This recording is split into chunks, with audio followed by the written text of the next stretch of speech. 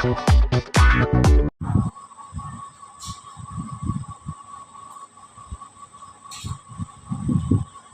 राम सभी भाइयों को, और एक बार फिर आप सभी का स्वागत है बस केमिस्ट्री क्लासेस में। हमने अपनी पिछली वीडियो में डिस्कस करा था एसिड बेस के बारे में, और वहीं पे आज हम शुरुआत करने वाले हैं पीएच वैल्यू के बारे में। पीएच वैल्यू में हमने पिछली वीडियो में डिस्कस कर लिया था। जो हमारी पीएच वैल्यू थी, उसी पीएच वैल्यू को हमने डिस्कस करते हुए आगे की तरफ बढ़े थे, और आज हम जो डिस्कस करने वाले हैं पीएच वैल्यू के कुछ इंपॉर्टेंस पॉइंट जो कि हमारी लाइफ में यूज होते हैं। तो पीएच वैल्यू के जो कुछ इंपॉर्टेंस थे जो हमारे जीवन में बहुत ही ज़्यादा यूज किए जाते हैं, जो यूज होते हैं, जैसा कि सबसे पहला जो हमारा पॉइंट है वो है पौधे और पशु के पीएच के प्रति संवेदनशील होते हैं। हमारा टॉपिक है दैनिक जीवन में पीएच का महत्व, यानी कि importance of pH in everyday life, यानी कि हमारे जीवन में जो पीएच की वैल्यू है उसका क्या उपयोग है। सबसे पहला पॉइंट आता है पौधे और पशु के पीएच के प्रति संवेदनशील होते हैं। क्यों होते हैं? देखिए, पीएच की जो वैल्यू होती है, जीवित प्राणी जैसा कि ह्यूमन है, हम हैं, चाहे एनिमल्स हैं, उनकी जो पीएच वैल्यू होती है वो 7.0 से 7.8 के बीच होती है। और वो जो भी कुछ खाते हैं, जो कुछ खाते हैं, वो क्रिया उनकी आसानी से हो जाती है। यदि हम बात करें ह्यूमन लाइफ की, हम अपने जीवन की, तो 7.0 से 7.8 के बीच हमारी पीएच वैल्यू होनी चाहिए। यदि इससे ऊपर या फिर इससे कम, 7 से कम और 7.8 से ज़्यादा हो जाती है, तब हमें कमियां महसूस होनी शुरू हो जाएगी, हम बीमारी से ग्रसित हो जाएंगे। दूसरा पॉइंट है इसी के अंदर, वो है वर्षा का जल, यानी कि जो बारिश है, बारिश का जो पानी होता है उसकी पीएच वैल्यू 5.6 तो होनी ही चाहिए। यदि 5.6 से कम हो जाती है, 5.6 से कम हो जाती है तो वह अम्लीय वर्षा कहलाती है। बारिश के पानी या बारिश की जो बूंदें होती है उसकी पीएच वैल्यू 5.6 होनी ही चाहिए। यदि उससे कम है तो वो अम्लीय हो जाएगी, उसे हम अम्लीय वर्षा के नाम से जानेंगे। दूसरा पॉइंट आता है मिट्टी का पीएच मान। देखिए, मिट्टी की पीएच मान की वैल्यू यदि मैं बात करूं तो 5.5 से 7.5 के बीच होनी चाहिए। अब ऐसा क्यों होनी चाहिए? यदि किसी भी मिट्टी जिसमें हम फसल उगाते हैं उसकी पीएच वैल्यू 5.5 से कम और 7.5 से ज्यादा हुई तो उसमें अच्छी फसल नहीं होगी। यदि 5.5 और 7.5 के बीच वैल्यू है, अगर कोई खेत है और उसकी वैल्यू 7 आ रही है या 7.1 आ रही है, 7.2 आ रही है या 5.6 आ रही है, तो उसमें फसल अच्छी तरह से तैयार हो जाएगी। यदि कोई मिट्टी 5.5 से कम आ रही है, उसकी वैल्यू 5.5 से कम आ रही है, मिट्टी की जब हम उसको पीएच चेक करते हैं तो उसमें कोई भी फसल अच्छी तरह से तैयार नहीं होगी। इसीलिए पीएच जो वैल्यू है वो हमारे जीवन में बहुत ही ज्यादा उसका अहम हिस्सा होता है। तीसरा पॉइंट आता है पीएच परिवर्तन के कारण दंत क्षय हो जाते हैं। देखिए, दंत क्षय का तात्पर्य दांत का खराब हो जाना, दंत क्षय रोग के नाम से उसे जानते हैं। अब दांत खराब हो जाने का क्या है? देखिए, जो हम हैं, हमारे जो मुंह की पीएच वैल्यू होती है वो 5.5 होती है।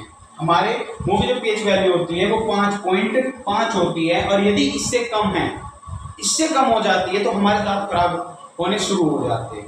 क्योंकि हमारी बॉडी के अंदर एक लाइमेन होता है जो अक्सर दांतों में पाया जाता है। एक इनेमल होता है जिसे दंत लवक के नाम से जानते हैं। कैल्शियम हाइड्रोक्सी हेप्टाइट नाम का होता है, कैल्शियम हाइड्रोक्सी हेप्टाइट।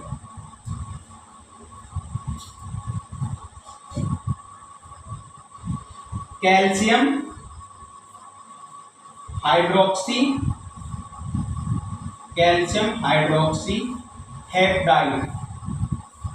हेप्टाइट नाम का एक दंत लवक होता है जो हमारे दांतों में उपस्थित होता है। यदि इसकी वैल्यू 5.5 से कम हो जाती है तब हमारे दांत जो है ना वो खराब होने शुरू हो जाएंगे। तो पहला जो टॉपिक था आज हमारा वो था दैनिक जीवन में पीएच का महत्व क्या है, और हमने डिस्कस किया है पौधे और पशु के टॉपिक के ऊपर, दूसरा मिट्टी के पीएच मान के ऊपर, और तीसरा पीएच परिवर्तन के कारण जो दंत क्षय हो जाते हैं। आई होप कि आप लोगों को अभी तक ये समझ में आ गया होगा। आप लोग इसका स्क्रीनशॉट ले सकते हैं, इसको नोट कर सकते हैं। बात करते हैं अपने नए टॉपिक और नए पॉइंट की, जिसका नाम है साल्ट फैमिली या लवण। साल्ट फैमिली के बारे में या जिसे हम कहेंगे लवण के बारे में। आई होप कि ये टॉपिक आप लोगों को समझ में आ गया होगा। अब हम अपना नया टॉपिक नेक्स्ट हिस्सा आप कह सकते हो, उसके टॉपिक कह सकते हो, पॉइंट बोल सकते हो, जो आपकी इच्छा है वो बोल सकते हैं। स्टार्ट करते हैं 10th क्लास का अम्ल क्षार, और अब फाइनली टॉपिक जो चलता है वो है लवण। लवण कहते हैं साल्ट को। तो अब हम साल्ट की बात करें तो साल्ट की यदि हम बात करते हैं तो हमने अभी पीछे 2 पॉइंट पढ़े थे, अम्ल और क्षार के बारे में पढ़ा था। अम्ल और क्षार में हमने बेसिकली एक चीज पढ़ी थी कि जब कोई अम्ल किसी क्षार के साथ अभिक्रिया करता है तब भी लवण प्राप्त होता है, या जब कोई क्षार किसी अम्ल से अभिक्रिया करता है तब भी लवण प्राप्त होता है। तो ऐसे में अब हम इसी ही टॉपिक से बहुत सारे पॉइंटों को बाहर निकालेंगे। पहला पॉइंट आता है, क्या कहता है कि अम्ल क्षार के साथ अभिक्रिया करके, अम्ल क्षार के साथ अभिक्रिया करके, कौन अभिक्रिया कर रहा है? अम्ल किसके साथ कर रहा है? क्षार के साथ अभिक्रिया करके लवण अर्थात साल्ट बनाते हैं। यह है पहला पॉइंट। दूसरा क्या है, इसका अपोजिट कर दो कि क्षार अम्ल के साथ अभिक्रिया करके लवण बनाते हैं, लवण बनाते हैं। ये हमारा एक बेसिक पॉइंट है। ये अम्ल और क्षार का एक बेसिक पॉइंट है जिसमें हमने लवण के बारे में पढ़ा था।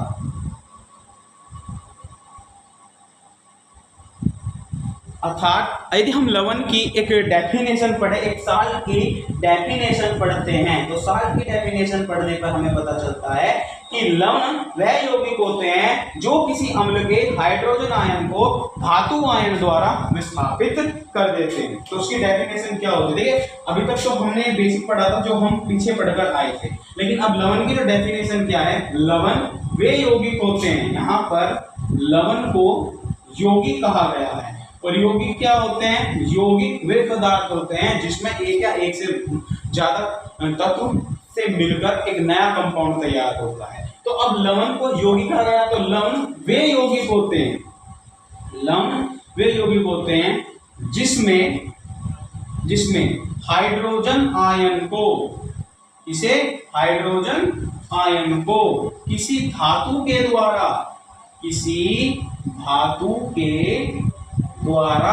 विस्थापित किया जाता है, यानी कि उसको वहां से हटा दिया जाता है, विस्थापित किया जाता है, लवण कहलाते हैं, लवण कहलाते हैं। ये थी हमारी लवण की डेफिनेशन, जिसमें अम्ल और क्षार के साथ साथ हमें यह बताया गया था कि लवण वे यौगिक होते हैं जो किसी अम्ल के हाइड्रोजन आयन को धातु आयन द्वारा विस्थापित कर दिया जाता है, वे हमारे लवण कहलाते हैं। अब लवण हमारे NaCl है, KCl है, बहुत सारे लवण हैं। अब हम बात करते हैं यहाँ पर कि लवण की अभिक्रिया यानी कि अम्ल और क्षार। सबसे पहले हम अपना बेसिक पॉइंट को ही लेते हैं, जहाँ पर हमने अम्ल और क्षार की अभिक्रिया पढ़ी थी, फिर हमने क्षार और अम्ल की अभिक्रिया पढ़ी थी। हम इन्हीं को लेकर चलते हैं। सबसे पहले एक एक एग्जाम्पल हम इन्हीं का ही देखेंगे। पहला एग्जाम्पल हम लेकर चलते हैं अम्ल और क्षार को लेकर के। अब हमारे पास कोई अम्ल है, सीधा सा एक फॉर्मूला है कि जब अम्ल क्षार के साथ अभिक्रिया करेगा तब वह लवण बनाएगा, और लवण के साथ बाहर, उसके बारे में हम बाद में डिस्कस करेंगे।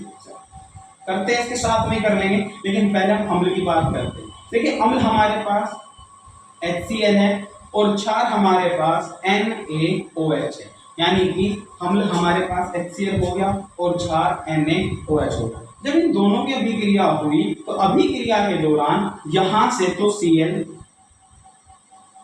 यहां से Cl बाहर हुआ, NaCl जो कि लवण कहलाया।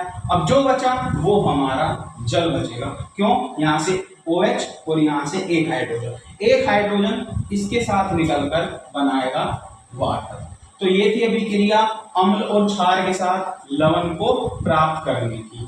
दूसरी अभिक्रिया यदि हम बात करें, दूसरा यदि हम यहां से लेते हैं तो दूसरा एग्जांपल हमारे पास होगा जब कोई क्षार अम्ल के साथ अभिक्रिया करता है, क्षार इसके साथ अम्ल के साथ अभिक्रिया करता है, अम्ल के साथ अभिक्रिया करेगा, तब वो हमें लवण प्लस जल देगा, लवण प्लस जल देगा।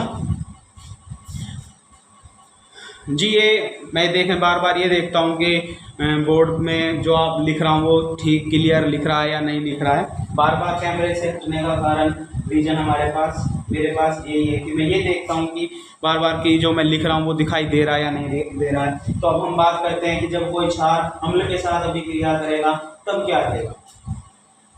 तो हमारे पास इस बार जो क्षार होगा, वो क्षार होगा पोटेशियम हाइड्रोक्साइड।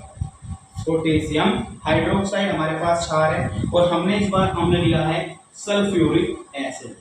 हमने पोटेशियम हाइड्रोक्साइड लिया, सल्फ्यूरिक एसिड लिया। तो इसमें अब हमें ये निकालना है कि हमारे पास जो क्षार बनकर आएगा वो क्या निकल कर आएगा। तो इसमें क्लियर स्पष्ट रूप से हमें दिखाई दे रहा है कि हमारे पास इस बार जो आएगा वो पोटेशियम सल्फेट निकल कर आएगा, क्योंकि यहाँ पर पोटेशियम हाइड्रोक्साइड है और पोटेशियम हाइड्रोक्साइड सल्फ्यूरिक अम्ल के साथ जब अभिक्रिया करेगा तो वो पोटेशियम सल्फेट का निर्माण करेगा ही करेगा, क्योंकि जल तो इसमें बाहर निकल रही है।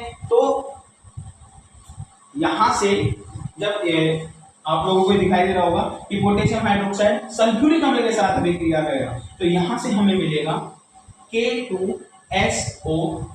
देखो ये सल्फेट और ये दोनों पोटेशियम, ये सल्फेट और ये दोनों पोटेशियम। हाइड्रोजन की संख्या यदि हम बात करें, हाइड्रोजन की संख्या यदि हम बात करें तो 2 और 2 4, तब 2H2O। तो ये था आज का हमारा बेसिक पॉइंट लवण के बारे में। अभी तक हमने दो टॉपिक के बारे में डिस्कस किया। पहला पीएच के बारे में डिस्कस किया था और अब हम बात कर रहे हैं लवण के बारे में। लवण के बारे में हमने केवल अभी बेसिक ही पढ़ा है, जिसमें हमने ये डिस्कस किया है कि कोई जब अम्ल क्षार के साथ अभिक्रिया करता है तो लवण बनाता है, या कोई क्षार जब अम्ल के साथ अभिक्रिया करता है तो वो भी लवण बनाता है। अब जब लवण बना रहे हैं तो हमने उनका एक एक एग्जांपल देख लिया कि भाई अम्ल हमारे पास क्या था, HCl था, जिसे हम क्या कहते हैं, हाइड्रोक्लोरिक एसिड के नाम से जाना जाता है। लैब के अंदर प्रेजेंट होता है। सोडियम हाइड्रोक्साइड लैब के अंदर उपस्थित होता है। इन दोनों की आपस में अभिक्रिया कराई। अभिक्रिया कराने के दौरान हमें मिला NaCl, और NaCl होता है सोडियम क्लोराइड, जिसे कहते हैं साधारण नमक, और साथ में बाहर निकल जाता है वाटर। वहीं दूसरा हमारे पास बेसिकली एक एग्जांपल हम लेकर चले थे कि क्षार और अम्ल के साथ जब अभिक्रिया करते हैं तब भी लवण ही प्राप्त होता है। क्षार अम्ल के साथ अभिक्रिया करके लवण का निर्माण करते हैं और ये लवण साथ में निकालते हैं जल अर्थात वाटर। अब इस बार हमारे पास जो क्षार था वो था पोटेशियम हाइड्रोक्साइड। ये पोटेशियम हाइड्रोक्साइड सल्फ्यूरिक अम्ल के साथ अभिक्रिया करके पोटेशियम सल्फेट का निर्माण करता है, और इस पोटेशियम सल्फेट का निर्माण के साथ साथ ये पानी को बाहर निकालता है। अब ये पोटेशियम सल्फेट जब बना, जब यहां से सल्फेट ने पोटेशियम के साथ डिस्प्लेस हुए, ये एक डिस्प्लेसमेंट रिएक्शन है, क्योंकि KSO4 के साथ चला गया। हम कह सकते हैं कि हाइड्रोजन K ने हाइड्रोजन को डिस्प्लेस कर दिया और ये हाइड्रोजन इसके साथ निकलकर बाहर चला गया। तो ये कहलाता है हमारा लवण। आई होप कि आप लोगों को ये टॉपिक समझ में आ गया होगा। मिलते हैं हम आपसे एक नई वीडियो में एक नए टॉपिक के साथ। तब तक के लिए राम राम, धन्यवाद।